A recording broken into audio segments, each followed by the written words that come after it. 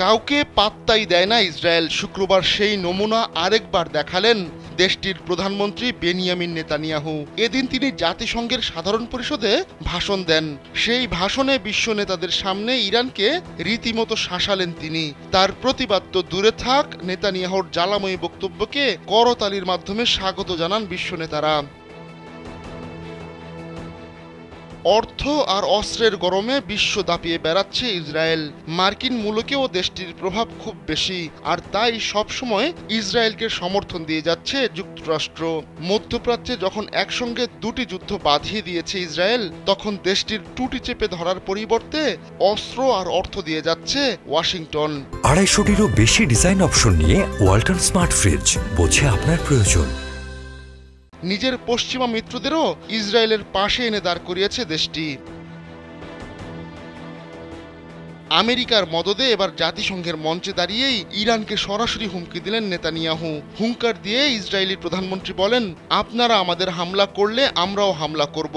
ইরানের যে কোনো জায়গায় ইসরায়েল আঘাত হানতে সক্ষম। বলি হওয়া তো দূরের কথা, ইসরায়েল পাল্টা আঘাত করবে। ইসরায়েল জয়ী হচ্ছে বলেও মন্তব্য করেন নেতানিয়াহু। মধ্যপ্রাচ্যে ইরানের দুটি প্রক্সির সঙ্গে লড়াইয়ে জড়িয়েছে ইসরায়েল। গাজায় ফিলিস্তিনের স্বাধীনতাকামী সংগঠন ও লেবাননের প্রতিরোধ যোদ্ধাদের সঙ্গে সমান তালে ইসরায়েল লড়াই করছে। শুক্রবার সকালে জাতিসংঘের সাধারণ পরিষদের অধিবেশন কক্ষে নেতানিয়াহু ঢোকার সঙ্গে সঙ্গে করতালির মাধ্যমে তাকে স্বাগত জানায় ইসরায়েলি প্রতিনিধি দল, আর সেখান থেকে বেরিয়ে যায় ইরান সহ বেশ কয়েকটি দেশের প্রতিনিধিরা। নেতানিয়াহু বলেন, যুদ্ধের মাঝে তিনি জাতিসংঘে আসতে চাননি, কিন্তু ইসরায়েলের সত্য বক্তব্যটা বিশ্বের সামনে তুলে ধরার বাধ্যবাধকতা থেকেই জাতিসংঘে এসেছেন বলে জানান নেতানিয়াহু।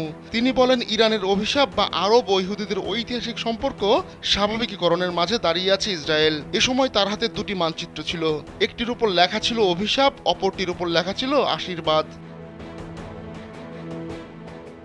ফিলিস্তিন ও লেবাননে যুদ্ধবিরতির জন্য ইসরায়েলের প্রতি আহ্বান জানিয়েছেন জাতিসংঘে আসা বেশিরভাগ দেশের রাষ্ট্রপ্রধান।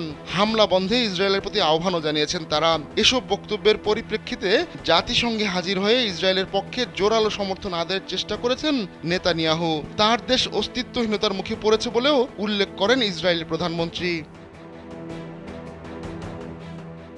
আহমদুল্লাহ শিকদার, কালবেলা ডেস্ক।